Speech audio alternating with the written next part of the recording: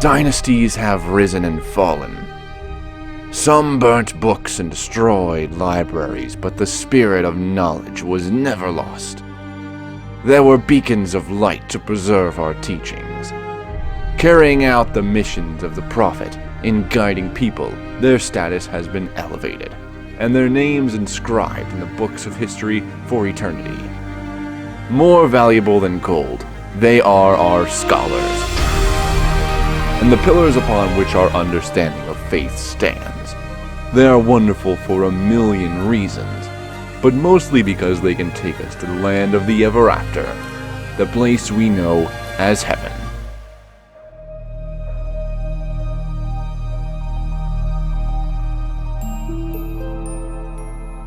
Once upon a time, there was a sheikh by the name Muhyideen. He was a noble scholar from the city of Najaf. The scholar used to go to the rich merchants and businessmen in the city to pledge money for the poor and needy.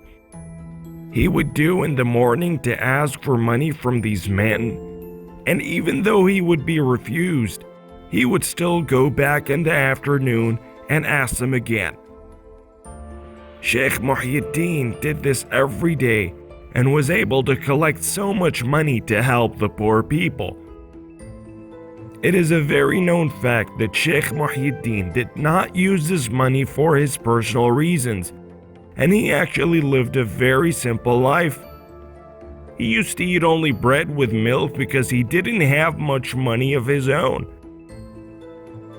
One day, Sheikh Muhyideen became very ill, and the doctors advised him to go abroad for treatment.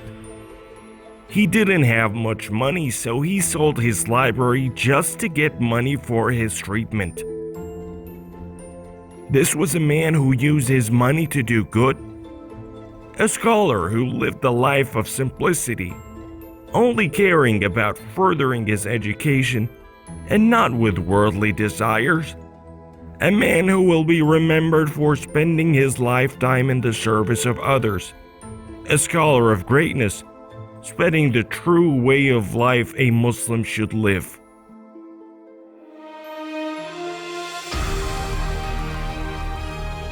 So at the end of time, when the day of resurrection approaches, and all those on earth will be subject to questioning, when God Almighty will call upon the scholar and then upon the worshipper, He will tell the worshipper to go to heaven, and He will tell the scholar to take those he or she have trained with them.